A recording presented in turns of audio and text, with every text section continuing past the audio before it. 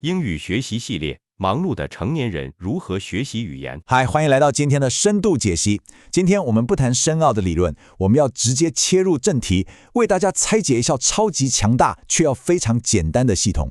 这套系统呢，是专门为像你我这种每天行程满档、忙碌的成年人量身打造的，教你怎么学会任何一种语言。而且最棒的一点是什么？你根本不需要有什么与生俱来的语言天赋。准备好了吗？好，我们直接进入重点。今天我们会快速走过这几个重点，从破除你心中的学习迷思，到揭开多语者的秘密，接着探讨4大核心支柱，然后告诉你为什么成年人其实拥有超能力，再来会给你一个完全零压力的1周行动计划，最后去找到语言学习背后真正的奖励。好，马上进入第一部分，那些阻碍你的迷思。老实说，你心里一定闪过这个念头吧？现在才开始学，是不是已经太迟了？这绝对是让多数人连第一步都踏不出去的头号大魔王。我们常常看着别人流利地说着外语，然后在心里默默觉得我早就错过学习的黄金期了。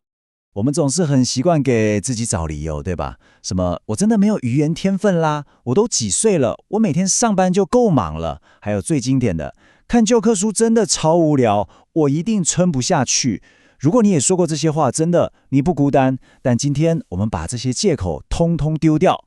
接着来到第二部分，我们来偷看一下所谓多语者到底有什么秘密。说到这个，就不得不提一位名叫 Lidia Markova 的平凡女性。她来自斯洛伐克，完全就是个普通人，从来没有出国留学过哦。但你猜怎么着？她靠自己学会了整整9种语言，这太疯狂了，对吧？而且她到现在还能流利切换其中7种，包括英文、德文、西班牙文和法文，完全在家自学，根本不需要去上正规的语言课。莉莉亚自己就说过一句很棒的话，她强调，他们这些会讲多国语言的人根本不是什么天才，也没有什么神奇的捷径。说穿了，他们就只是一群普通人，只是刚好摸索出一套超级简单而且可以一直重复的流程，就这样而已。这才是真正的破关密码。好，那这个流程到底是什么？进入第3部分，4大核心支柱，马上来帮大家拆解。第一根支柱也是最根本的，就是乐趣。回想一下以前死背课本有多痛苦，直接把教科书扔了吧。如果你想学西班牙文，那就去看西班牙文配音的6人行；想学法文，就去找一个你本来就很着迷的主题的法文 podcast。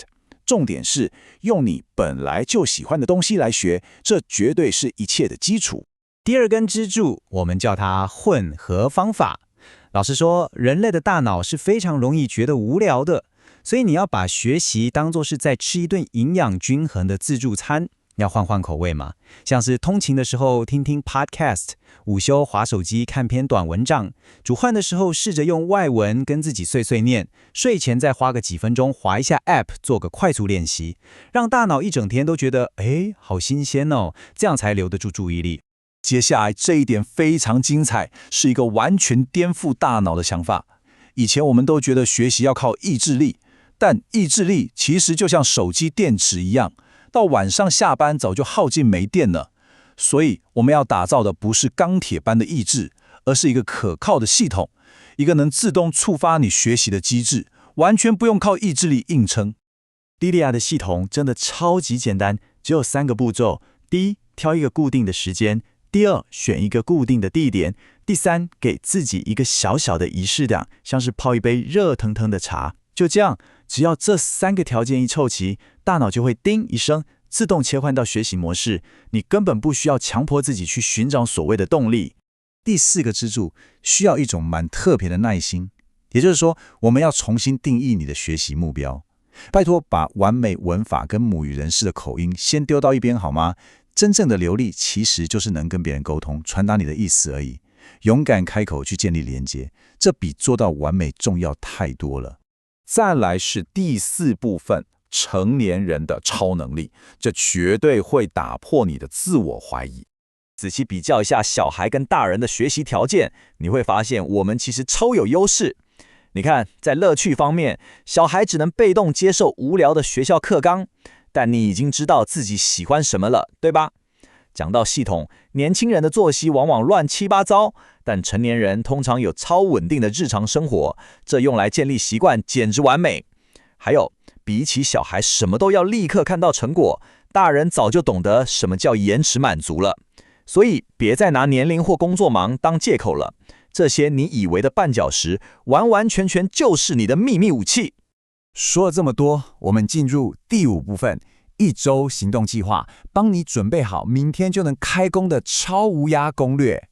理论听起来都很赞，像我们直接把它变成完全没有压力的实践计划。前2天你的任务只有一个，去挑一个你觉得超有趣的节目或 podcast。第3和第4天，打开你的行事历，找一个每天通常都会空出来的30分钟。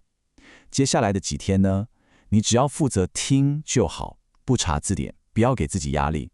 因为这周你唯一的任务就是开始这个习惯，而不是要你立刻把整本字典背下来。当这个礼拜结束的时候，你只要问自己一个超简单的问题：我是不是听懂了2、3个上礼拜完全不懂的单字？说真的，就算只有2、3个，那也是大获全胜的。这就证明这套系统真的有效，而你已经走在正确的道路上了。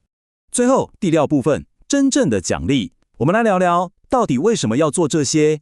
把今天聊的全部收敛起来，其实最核心的重点就是，我们花这么多时间学一套新的语言，真的不是为了去考什么检定，拿什么死板的证书，我们是为了能跟这个世界上不同的人建立连结，去真正认识他们，理解不同的文化。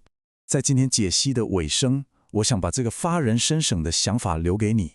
想象一下，如果你生命中最幽默、最不可思议，甚至对你来说最有意义的一场对话，此刻建在世界的某个角落，就等着你用另一种语言去跟他说声嗨呢？